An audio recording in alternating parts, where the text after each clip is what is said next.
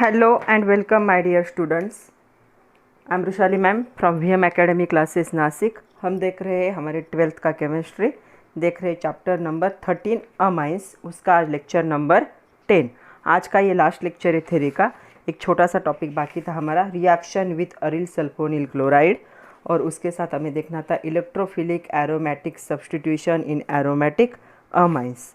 तो दोनों भी छोटे छोटे टॉपिक है। तो चलो स्टार्ट करते हैं। पहले हम देखेंगे reaction with aryl sulphonyl chloride, lecture number 10, chapter number 13 amines with VM academy Nashik.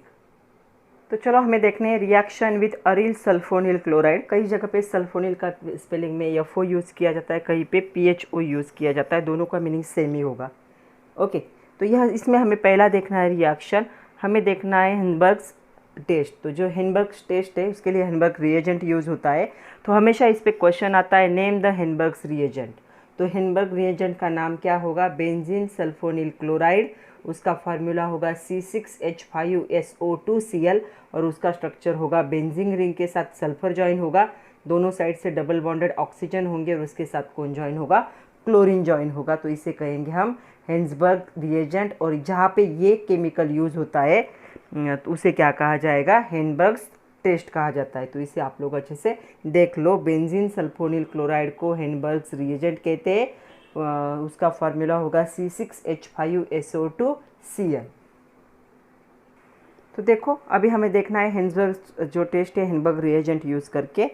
तो इथिल अमाइन के लिए देखना है हमें, प्राइमरी सेकेंडरी और टर्शरी के लिए देखना है डाइमिथिल अमाइन, डाइथिल अमाइन और ट्राइथिल अमाइन के लिए देखना है। तो कभी कभी क्वेश्चन आता है, आपके एक्सरसाइज में भी एक क्वेश्चन है, distinguish between ethyl amine, diethyl amine and triethyl amine by using the Hinsberg's reagent. तो देखो क्या होगा, जब हम इथिल अमाइन मतलब ये प्राइमरी अमाइन है, जब हम प्राइमरी अमाइन की रिएक्शन क्या करेंगे?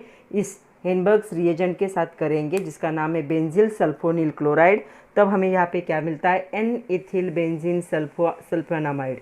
ये क्या होता है? अल्कली में सोल्यूबल होता है, मतलब यहाँ पे प्रोडक्ट फॉर्म होगा। तो यहाँ पे क्या हुआ है, यहाँ से क्या हुआ, इसके पास दो हाइड्रोजन थे, एक हाइड्रोजन और यहाँ इसका क्लोरीन, ये दोनों क्या हो गए? सेपरेट हो गए, HCl बना लिया उन्होंने, और जो रिमेनिंग पार्ट था वो एक साथ ज्वाइन हो गया। तो यहाँ से क्लोरीन निकल गया, तो इतना पार्ट यहाँ पे कॉमन है, उसकी जगह पे कौन सा पार्ट लग गया? इतना पार्ट लग गया, NC2H5 और H, NHC2H5। तो इसे हम कहेंगे हिंडबर्ग्स टेस्ट कहा जाता है। This is for primary. Secondary में क्या होगा? सेकेंडरी में यहाँ पे ही दिखा देती हूँ मैं आपको, सेकेंडरी में क्या होगा। तो प्राइमरी में क्या हुआ? The primary amine react with the benzyl sulphonyl chloride to form the N ethyl benzene sulphonyl amide, या इसे सल्फेनोअमाइड भी कहा जाता है। तो इसकी रिएक्शन पॉसिबल हुई, उसके लिए हाइड्रोजन की ज़रूरत है। अभी हम देखते हैं कि अगर हमारे पास सेकेंडरी अमाइन होता, सेकेंडरी, तो उसे हम क्या कहेंगे? Diethyl. तो मैं इसे यहाँ पे C2H5 ग्रुप लगा रही हूँ। ओके, ये बन गया अभी सेकेंडरी अमाइन। तो यहाँ पे मैं चेंज कर रही हूँ डाइथिल, सेकेंडरी अमाइन के साथ रिएक्शन कैसे होगी देखो। तो यहाँ पे क्या होगा? अभी यहाँ पे सिर्फ इतना चेंज होगा, C2H5। ओके, तो यहाँ पे इसका नाम क्या आएगा? अभी NN diethyl benzene sulphonamide. Okay, पहला अल्कली में सोल्यूबल था, ये अल्कली में सोल्यूबल नहीं होता। तो देखो क्या हुआ, अभी डाइथिल अमाइन या सेकेंडरी अमाइन की रिएक्शन का क्या होगा? Diethyl amine react with the benzene sulphonyl chloride to give NN diethyl benzene sulphonamide. तो ये भी टेस्ट पॉसिबल है। तो यहाँ पे ये जो प्रोडक्ट है, it does not contain any hydrogen atom with the nitrogen atom, hence it is not acidic and does not dissolve in alkali. पहले के पास क्या था? यहाँ पे हाइड्रोजन था, तो हाइड्रोजन था मतलब वो क्या था? यहाँ पे नेचर में कैसे होगा वो, उसके साथ हाइड्रोजन अटैच था, इसलिए वो एसिडिक था, इसीलिए क्या होता था? अल्कली में डिजॉल्व होता था। अभी इस नाइट्रोजन के साथ दोनों भी ग्रुप है, यहाँ पे हाइड्रोजन अटैच नहीं है, तो ये एसिडिक नहीं है नेचर में, ये क्या हो गया? थोड़ा सा बेसिक हो गया। तो बेसिक ही बेस में कैसे डिजॉल्व होगा? अल्कली में। तो ये अल्कली में डिजॉल्व नहीं होता है, आपको याद रखना है। मतलब पहली रिएक्शन की जो प्रोडक्ट फॉर्म हुआ, अल्कली में डाला तो डिजॉल्व हुआ। दूसरी रिएक्शन की प्रोडक्ट फॉर्म हुआ, अल्कली में डाला, डिजॉल्व नहीं हुआ। अब तीसरे जगह पे क्या होगा? अगर हम ट्राई यूज़ करें, तो यहाँ पर देखो ट्राई अगर यूज़ करते तो क्या होगा? तो ट्राई के लिए और थोड़ा सा अलग कलर यूज़ करते। तो सपोज ट्राई इथिल किया है जो टर्शरी, तो टर्शरी के पास क्या होता है, ये भी क्या होगा C2H5। तो अभी देखो क्या ये रिएक्शन पॉसिबल है, ये प्रोडक्ट फॉर्म हो सकता है। इस प्रोडक्ट फॉर्म होने के लिए हाइड्रोजन की ज़रूरत है। तो triethylamine does not react with benzene sulphonyl chloride, Hinsberg reagent जिसे कहा जाता है। It does not contain any hydrogen attach to nitrogen atom, nitrogen के साथ कोई भी हाइड्रोजन यहाँ पे अटैच नहीं है, इसीलिए यहाँ पे क्या आएगा, नो रिएक्शन। तो तीनों को कैसे डिस्टिंग्विश किया, जब इथिल अमाइल प्राइमरी क्या हुआ, वो रिएक्ट हुआ, उसने प्रोडक्ट बनाया और वो प्रोडक्ट अमाइन में डिजोल्व होता था। दूसरा जो डाई बना, डाई के साथ रिएक्शन जब हुई हेंसबर्ग रिएजेंट की, तब भी प्रोडक्ट बना, लेकिन वो प्रोडक्ट अमाइन में अल्कली में डिजोल्व नहीं हुआ। और टर्शरी जब की रिएक्शन, तो टर्शरी के पास हाइड्रोजन ही नहीं था, इसलिए रिएक्शन ही यहाँ पे फॉरवर्ड नहीं हुई, नो रिएक्शन आया। ऐसे तीनों को क्या किया जा सकता है, डिस्टिंग्विश कर सकते हैं। तीनों को किसको, इथिलामाइन, डाइथिलामाइन एंड ट्राइथिलामाइन, मतलब primary amine, secondary amine and tertiary amine. Next question है आपके टेक्स्ट बुक में से, can you tell from page number 294, do tertiary amines have hydrogen bonded to nitrogen. Tertiary amine में नाइट्रोजन के साथ हाइड्रोजन होता है, नहीं। तो आंसर होगा नो, टर्शरी अमाइन में क्या है, hydrogen not bonded with the nitrogen, क्योंकि टर्शरी अमाइन में क्या होते, तीनों भी क्या होते, अल्किल ग्रुप होते, तो यहाँ पे हाइड्रोजन का बॉन्डिंग नहीं होता है। उसी में सेकंड क्वेश्चन है, why do tertiary amines not react with benzene sulphonic chloride. तो बेंजीन सल्फोनिक क्लोराइड अभी हमने देखा था, क्या था बेंजीन सल्फोनिक क्लोराइड, यहाँ पे लिख रही हूँ मैं, C6H5SO2Cl, जिसे हेंसबर्ग रिएजेंट कहते थे। यहाँ पे क्या होना चाहिए था, हाइड्रोजन होगा तभी ये क्लोरीन और हाइड्रोजन क्या होंगे, सेपरेट होंगे और दोनों ग्रुप एक दूसरे के साथ क्या होंगे, अटैच होंगे। लेकिन यहाँ पे क्या है, ये जो है टर्शरी अमाइन, इसके पास हाइड्रोजन ही नहीं है। तो due to absence of hydrogen in the tertiary amines क्या होगा, यहाँ पे नाइट्रोजन ग्रुप के साथ नहीं अटैच हाइड्रोजन, इसीलिए tertiary amines do not react with benzene sulphonyl chloride. तो इससे पहले हमने वो रिएक्शन देखी, तो यहाँ पे एक तो भी हाइड्रोजन चाहिए, तो यहाँ पे तीनों भी ग्रुप अटैच हो चुके, हाइड्रोजन नहीं है, इसलिए टर्शरी जो होगा अमाइन, ये इस बेंजीन सल्फोनिल क्लोराइड के साथ, जिसके हेंसबर्ग रिएजेंट भी कहा जाता है, उसके साथ रिएक्शन नहीं दिखाता। नेक्स्ट क्वेश्चन है, देखो आप use your brain power, how will you distinguish between primary, secondary, tertiary methyl amine by the Hinsberg test. अभी हमने इथिल अमाइन के लिए देखा, सेम मिथिल अमाइन के लिए होगा। मिथिल अमाइन का फॉर्मूला क्या होगा, यहाँ पे CH3N, यहाँ पे एक हाइड्रोजन होगा और यहाँ पे एक हाइड्रोजन होगा। इसकी रिएक्शन क्या है, हिंसबर्ग जो रिएजेंट है C6H5SOCl, अभी मैं स्ट्रक्चर नहीं लिख रही हूँ, डायरेक्ट लिखा, समझ लो। तो यहाँ पे प्रोडक्ट क्या फॉर्म होगा, C6H5SO, उसके साथ नाइट्रोजन ज्वाइन होगा CH3 और उसका हाइड्रोजन वैसे ही रहेगा। ओके, तो यहाँ पे दो SO2NH CH3, इसे हम कहेंगे बेंजील सल्फेन अमाइन। ये क्या होता है, soluble in alkali, soluble in alkali. Alkali में सोल्यूबल होने के पास इसके पास हाइड्रोजन होना चाहिए।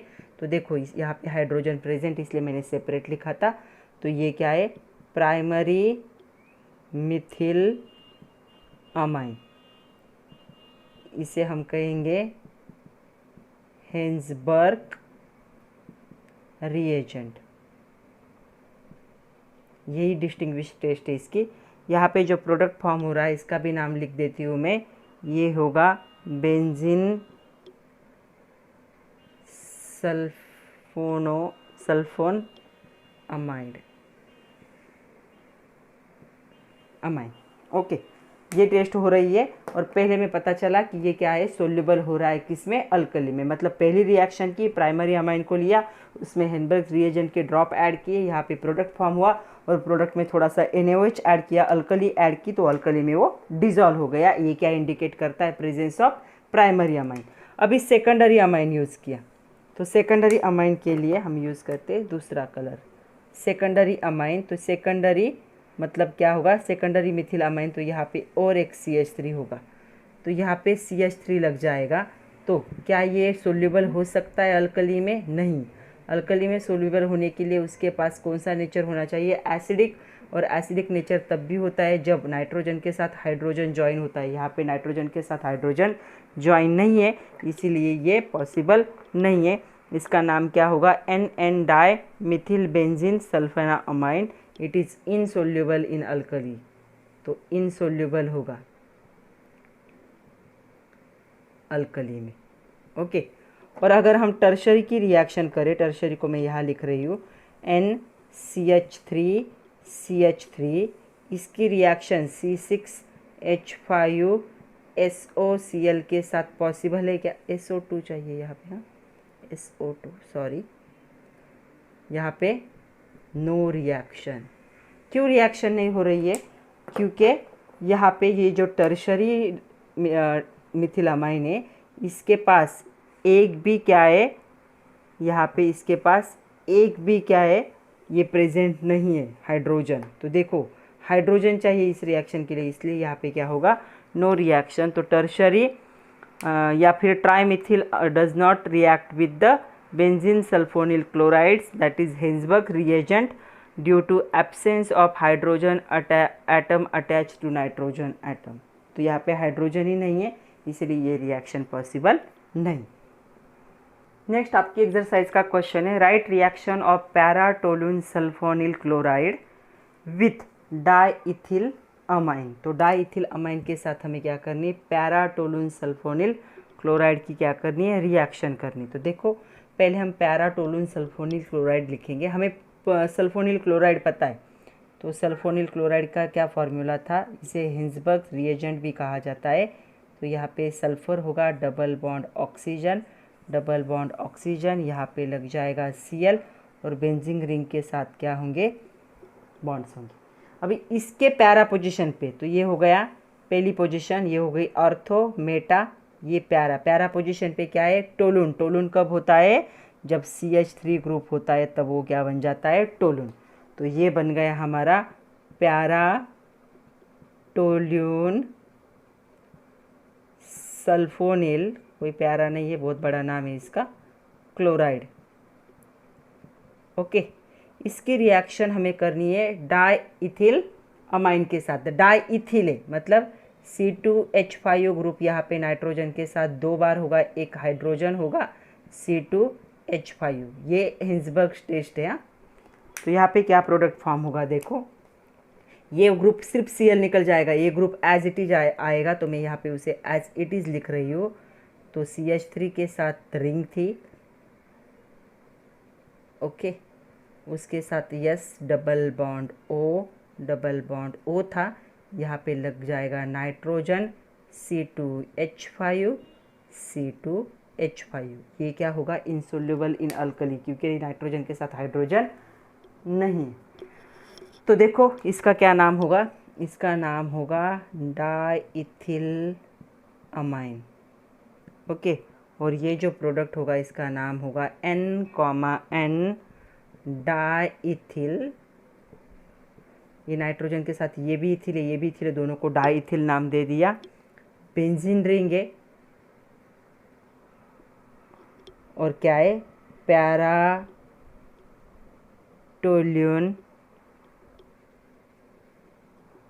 सल्फोनामाइड।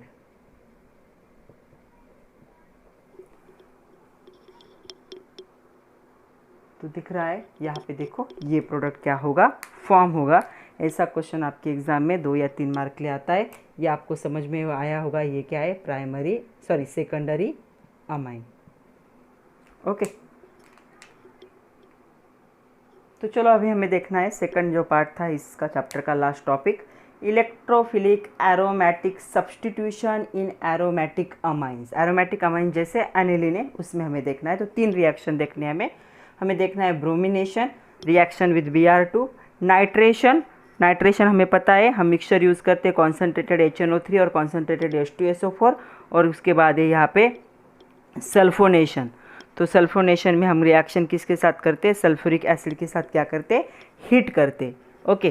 तो जो एरोमेटिक ग्रुप होंगे, एरोमेटिक अमाइंस इज उसकी जो होगी कौन सी पोजीशन ओपन होगी, देखो हमें ब्रोमिनेशन देखना है। तो एरोमेटिक अमीन को मैं यहाँ पे लिख रही हूँ, सपोज यहाँ पे NH2 एनिलीन को ले लेते, तो इसके कौन से पोजीशन पे सब्स्टिट्यूशन हो सकता है। तो इसके देखो कौन से पोजीशन पे सब्स्टिट्यूशन हो सकता है, यहाँ पे हो सकता है एट द प्यारा position and ortho position. Ortho मतलब ये पोजीशन ओपन होगी, ये पोजीशन ओपन होगी, और ये हो गई ऑर्थो। ऑर्थो मैं जानबूझ के नाम लिख रही हूँ ताकि आपको याद रहे। प्यारा, यहाँ पे क्या होगी, एडिशन होगी, जो भी सब्स्टिट्यूएंट होगा उसकी, ये आपको याद रखना है क्योंकि रेजोनेंस की वजह से होगा वो। As a result aromatic amines readily undergo electrophilic substitution reaction. तो ये इजीली इलेक्ट्रोफिलिक सब्स्टिट्यूशन रिएक्शन को होने देते हैं। एक तो सब्स्टिट्यूशन यहाँ पे होगा या फिर प्यारा पोजीशन पे होगा। ओके, तो चलो हमें पहला देखना है अभी ब्रोमिनेशन। ओके, तो क्या होगा, aniline react with bromine water, ये ब्रोमीन वाटर के साथ रिएक्शन होगी at room temperature and it gives the precipitate of 2,4,6 tribromo aniline. तो ये प्रेसिपिटेट है, तो मैं यहाँ रेड पेन से डाउनवर्ड एरो दिखाती हूँ क्योंकि ये प्रेसिपिटेट के फॉर्म में क्या हो रहा है, कन्वर्ट हो रहा है। तो ये प्रोडक्ट यहाँ पे क्या होगा, मिलेगा हमें। ओके, तो ब्रोमिनेशन एकदम सिंपल रिएक्शन है। मैंने बताया पहले आपको ऑर्थो पोजीशन पे या प्यारा पोजीशन पे क्या हो सकता है, सब्स्टिट्यूशन। तो यहाँ पे तीनों जगह पे सब्स्टिट्यूशन हो गया। इसके रिस्पेक्ट में ये फर्स्ट पोजीशन, अभी नॉमेनक्लेचर की बात करें तो 1, 2, 3, 4, 5, 6। तो देखो सेकंड पोजीशन पे, फोर्थ पोजीशन पे, सिक्स पोजीशन पे 3 ब्रोमो ग्रुप है तो ट्राई ब्रोमो, और मेन क्या था ये, इसका पहला नाम क्या था, एनिलीन। तो ये बन गया 2,4,6 ट्राई ब्रोमो एनिलीन। चलो सेकंड हमें देखना है नाइट्रेशन। नाइट्रेशन बहुत इंपॉर्टेंट है, अच्छे से देखो। नाइट्रेशन प्रोसेस में क्या होता है, जब एनिलीन यूज़ करेंगे हम तो क्या होगा, डायरेक्ट जो होगा nitration of aniline yields para nitro aniline, a mixture of ortho Meta and क्या होगा, प्यारा नाइट्रो एनिलीन, तीनों का मिक्सचर बन जाएगा। हम डायरेक्ट क्या करेंगे, HNO3 और कॉन्सेंट्रेटेड H2SO4 का मिक्सचर जो है अगर हम एनिलीन में ऐड करते हैं तो इन दोनों का क्या मिलेगा, हमें मिक्सचर मिलेगा। उसमें से 51% ये प्रोडक्ट बनेगा, 47% ये प्रोडक्ट बनेगा और 2% ये प्रोडक्ट बनेगा। In acidic medium NH2 group is the क्या होता है, protonated to the NH3 group. तो यहाँ पे एसिडिक मीडियम में NH2 ग्रुप क्या होता है, NH3 ग्रुप में ये ग्रुप क्या होता है, कन्वर्ट होता है, which is Meta direction and the deactivating. तो मेटा डायरेक्शन क्या होता है, डीएक्टिवेटिंग होता है and hence Meta nitro aniline भी ऑब्टेन होता है। तो यहाँ पे एसिडिक कंडीशन की वजह से ये NH3 में कन्वर्ट होगा और ये जो पोजीशन ब्लॉक थी ये भी ओपन हो जाएगी फॉर द सब्स्टिट्यूशन। तो यहाँ पे हमें 3 प्रोडक्ट मिलेंगे। पहले का नाम होगा पैरा नाइट्रो एनिलीन, इसे क्या है 4 नाइट्रो एनिलीन भी कह सकते हो, इसे 1 to 3 नाइट्रो एनिलीन, इसे 2 नाइट्रो एनिलीन। अभी देखो ये जो दोनों ग्रुप है हेवी ग्रुप है, अपोजिट पोजीशन पे, तो यहाँ पे स्टेरिक इंटरेक्शन नहीं हो सकता। ऐसी पोजीशन स्टेबल है तो ऐसा प्रोडक्ट बनने के चांसेस कितने, 51%। ये पोजीशन पे क्या है, थोड़ी सी स्टेरिक इंटरेक्शन कमी होगा, कितना बनेगा, 47%। यहाँ पे देखो दोनों क्लोज आ गए, अगर दोनों क्लोज है तो यहाँ पे स्टेरिक इंटरेक्शन ज़्यादा हो सकती है, एक दूसरे को दूर ढकेलने की कोशिश करेंगे, बड़े ग्रुप है इसीलिए। ऐसी कंडीशन स्टेबल नहीं होती तो ऐसा प्रोडक्ट बनने के चांसेस कितने होंगे, ओनली 2%। तो अभी हमने देखा कि हमें 3 प्रोडक्ट मिल रहे थे, लेकिन अगर हमें सिर्फ पैरा नाइट्रो एनिलीन चाहिए एज अ मेजर प्रोडक्ट तो उसके लिए एक प्रोसेस करनी पड़ेगी। To get the para-nitro aniline as a major product, NH2 group is first protected by the acetylation. Nitration is carried out, then amide is hydrolyzed. तो पहले हमें क्या करना पड़ेगा, इस NH2 ग्रुप को क्या करना पड़ेगा, प्रोटेक्ट करना पड़ेगा, अलग फॉर्म में कन्वर्ट करके रखना पड़ेगा जब तक नाइट्रो ग्रुप यहाँ पे ज्वाइन नहीं होता तब तक, और उसके बाद वापस उसे NH2 में क्या कर लेंगे, रिकन्वर्ट कर लेंगे। तो क्या करना पड़ेगा, एनिलीन की टेस्ट हम क्या करेंगे, पहले पिरिडीन के साथ करेंगे, तब हमें क्या मिलेगा, यहाँ पे एसिटानिलीन मिलेगा। ओके, तो यहाँ ये ग्रुप क्या है, इस ग्रुप में कन्वर्ट हो जाएगा। फिर इसका नाइट्रेशन करेंगे तो यहाँ पे Na2 लग जाएगा पैरा पोजिशन पे, क्योंकि स्टेरिक इंटरेक्शन की वजह से ये बड़ा ग्रुप है तो ये ग्रुप यहीं पे ज्वाइन होगा। फिर उसका क्या करेंगे, हाइड्रोलिसिस करेंगे। तो हाइड्रोलिसिस से हमें क्या मिलेगा, यहाँ पे पैरा नाइट्रो एनिलीन मिलेगा एज ए मेजर प्रोडक्ट, यहाँ पे मिक्सचर प्रोडक्ट नहीं बनेगा।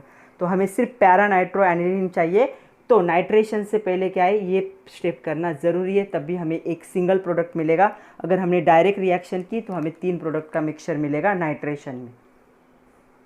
थर्ड हमें देखना है सल्फोनेशन। तो देखो यहाँ पे क्या होगा सल्फोनेशन में, aniline react with concentrated sulphuric acid to form aluminium hydrogen sulphate. तो ये होगा एल्युमिनियम हाइड्रोजन सल्फेट फॉर्म होगा जब कॉन्सेंट्रेटेड सल्फ्यूरिक एसिड के साथ क्या होगी, रिएक्शन होगी। तो ओके, उसे जब हम हीट करेंगे एट 453 टू 473 केल्विन टेम्परेचर में, तो ये क्या हो जाएगा, ये कन्वर्ट हो जाएगा इनटू किसमें, para amino benzene sulphonic acid, जिसे सल्फोनिल एसिड भी कहा जाता है। सल्फोनिल एसिड भी कह सकते हैं। ये मेजर प्रोडक्ट यहाँ पे बनेगा। ये सल्फोनिल एसिड जो होता है बच्चों, ये सल्फोनिल एसिड क्या होता है, ये exist in the salt form. तो ये डाइपोलर सॉल्ट होता है, डाइपोलर आयन कहा जाता है इसे। डाइपोलर आयन मतलब ये देखो यहाँ पे ज्विटर आयन लिखा है, ज्विटर आयन में ये क्या होता है, कन्वर्ट होता है। It is produce by the reaction between an acidic group and the basic group represent in the same molecule. तो ये जो मोलिक्यूल है ना सेम, यहाँ पे ये एक बेसिक ग्रुप अटैच है और यहाँ पे एक एसिडिक ग्रुप अटैच है, दोनों एक ही कंपाउंड में अटैच है। तो क्या हो जाता है, यहाँ का हाइड्रोजन निकल के यहाँ पे चला जाता है, तो इस पे प्लस साइन आएगा, इस पे माइनस साइन आएगा। इसलिए डाई मतलब 2, पोल मतलब पॉजिटिव निगेटिव, आयन फॉर्म करता है। एक ही कंपाउंड में 2 आयन्स फॉर्म करेंगे। यहाँ पे देखो इस पे भी प्लस साइन होगा और इस पे भी प्लस साइन, तो डाइपोलर आयन कहेंगे। इसे ज्विटर आयन भी कहा जाता है, ज्विटर आयन। ओके, तो इसे कहेंगे हम सल्फोनेशन। नेक्स्ट आपके एक्सरसाइज का क्वेश्चन है, complete the following reaction. Bromination की रिएक्शन है ये। तो इसके यहाँ पे आप लोग डायरेक्ट प्रोडक्ट लिख सकते हो, लेकिन हम यहाँ पे क्या करते हैं, इसे लिख ही लेते हैं। तो यहाँ पे दिया हुआ है C6H5NH2, मतलब ये है एनिलीन। इसकी रिएक्शन Br2 वाटर के साथ होगी। तो Br2 वाटर के साथ रिएक्शन हमने देखी थी अभी थोड़ी देर पहले ही। 3 मोल्स यूज़ करने पड़ेंगे। ओके, यहाँ पे Br2H2O यूज़ होगा और यहाँ पे प्रोडक्ट जो बनेगा वो होगा NH2, वैसे रहेगा। यहाँ पे एक ब्रोमीन लगेगा, यहाँ पे एक ब्रोमीन लगेगा, यहाँ पे एक ब्रोमीन लगेगा और 3 HBr क्या होंगे, सेपरेट होंगे। इसका नाम होगा 2,4,6 ट्राई ब्रोमो एनिलीन। ओके, तो ये प्रोडक्ट यहाँ पे फॉर्म होगा। तो यहाँ पे एक क्वेश्चन है, give reason aniline on nitration gives substantial amount of the meta nitro aniline. ये जो बीच वाला है ये भी बनता है। एक्चुअल मैंने आप लोगों को क्या बताया था कि ये जो होता है NH2, इसके कौन से ओपनिंग होते हैं, ये दोनों ओपनिंग होते हैं और ये होता है सब्स्टिट्यूशन के लिए। लेकिन यहाँ पे क्या हो रहा है, यहाँ पे भी सब्स्टिट्यूशन हो रहा है। ऐसा क्यों हो रहा है, वो भी ज़्यादा अमाउंट में हो रहा है, ऐसा उन्होंने पूछा है। तो क्या होता है, यहाँ पे जब एसिड ऐड होते हैं, तो जैसे एसिड ऐड हो गए, ये जो NH2 होगा, ये NH2 क्या होता है, इस रिंग का, ये NH3 में कन्वर्ट हो जाता है ऐसे, NH3+। और NH3+ की वजह से यहाँ पे रेजोनेंस होगा और रेजोनेंस की वजह से ये पोजीशन क्या हो जाती है, ओपन हो जाती है। यहाँ पे भी क्या होता है, ग्रुप अटैच हो जाता है। तो इसका आंसर क्या होगा, direct nitration of aniline yield into mixture of the ortho, Meta and para nitro aniline. This is because acidic medium NH2 group is converted into NH3+ group which is Meta directional. ये Meta directional है, मतलब ये जब घूमेगा resonance में तो Meta direction को open करता है। Hence considerable amount of Meta nitro aniline is obtain. इसलिए ये भी क्या होता है, फॉर्म होता है। अगर हम डायरेक्ट करें, इनडायरेक्ट करें तो ये फॉर्म नहीं होता है। अभी आप लोगों के लिए ये होमवर्क है, आपको ये कन्वर्ट करने दो। कन्वर्जन पहला कर लिया है मैंने, ये दोनों भी आपको सिर्फ एक बार फिर से लिखना है, aniline to para nitro aniline. और दूसरा सिर्फ पैरा नाइट्रो एनिलीन है, मिक्सचर नहीं चाहिए। और दूसरा है एनिलीन टू सल्फेनिक एसिड। तो ये सल्फोनेशन है, ये इनडायरेक्ट नाइट्रेशन है। तो ये दोनों आप लोग करोगे और मुझे मैसेज करोगे कि इसका क्या आप लोग का आंसर क्या आता है। नेक्स्ट है आपके एक्सरसाइज का क्वेश्चन है ये, और आपके टेक्स्ट बुक में भी दिया है ये। तो क्या है, पहला क्वेश्चन है write the preparation of para nitro aniline from aniline, और दूसरा क्वेश्चन है write reaction to convert aniline to into para nitro aniline. तो दोनों का आंसर एक ही है। एनिलीन की रिएक्शन पहले हम करेंगे CH3COCl के साथ, उसके साथ रिएक्शन करने के बाद यहाँ पे जो है NH2 वो क्या हो जाता है, इस ग्रुप में कन्वर्ट होता है, तब से पैरा पोजिशन ओपन होती है फॉर द सब्सटीट्यूशन।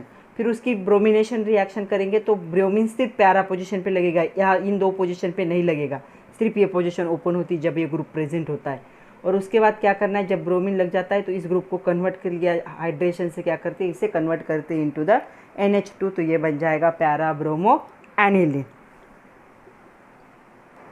अभी लास्ट क्वेश्चन है, use your brain power, can aniline react with Lewis acid. तो इसका आंसर है यस, AlCl3 जैसे लेविस एसिड के साथ एनिलीन रिएक्ट होता है।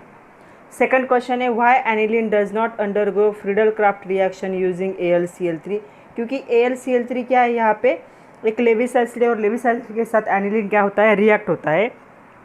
तो इसका आंसर क्या होगा, AlCl3 is the Lewis acid used as a catalyst in Friedel Craft reaction. Friedel Craft reaction में कैटलिस्ट के तौर पे यूज होता है।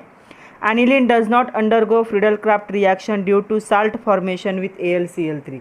एनिलीन और AlCl3 मतलब जो यूज़ किया जाता है कैटलिस्ट, वो कैटलिस्ट के साथ रिएक्ट होकर एक नया प्रोडक्ट बना लेता है, इसलिए वो फ्रीडल क्राफ्ट रिएक्शन को क्या है, फ्रीडल क्राफ्ट रिएक्शन नहीं दिखा सकता, क्योंकि फ्रीडल क्राफ्ट रिएक्शन में जो यूज़ होता है कैटलिस्ट, एनिलीन उस कैटलिस्ट के साथ ही रिएक्ट होकर एक प्रोडक्ट बना लेता है, इसलिए फ्रीडल क्राफ्ट रिएक्शन वहाँ पे पॉसिबल नहीं होती। तो ये चैप्टर यहाँ पे ख़त्म हुआ है। मैंने जितने भी पॉसिबल क्वेश्चंस थे, जितने भी एडिशनल क्वेश्चन थे, use your brain power, can you tell, recall, ऐसे करके सारे क्वेश्चन कवर कर लिए। एक्सरसाइज के भी सारे क्वेश्चन, सारे रिएक्शंस कवर कर लिए। वीडियो को अच्छे से देखो, और एक जो आपकी एक्सरसाइज दी उसे एक बार सेपरेटली सॉल्व करो। जब सारे वीडियो देख के हो जाएंगे तब उसे सॉल्व करो अच्छे से। तो पढ़ते रहिए बच्चों, रिएक्शन के लिख के प्रैक्टिस करना ज़रूरी है, बार बार बता रही हूँ मैं, क्योंकि बहुत ज़्यादा इंपॉर्टेंट है। जो एक्टिविटी दी होती है बुक के नीचे after the completion of chapter, उसे भी करने की कोशिश कीजिए। तो पढ़ते रहिए, खुद का ख्याल रखिए। Thank you very much my dear students. Next जो लेक्चर होगा इसका वो MCQ पे, मल्टीपल चॉइस क्वेश्चन पे हम बनाएंगे। So thank you.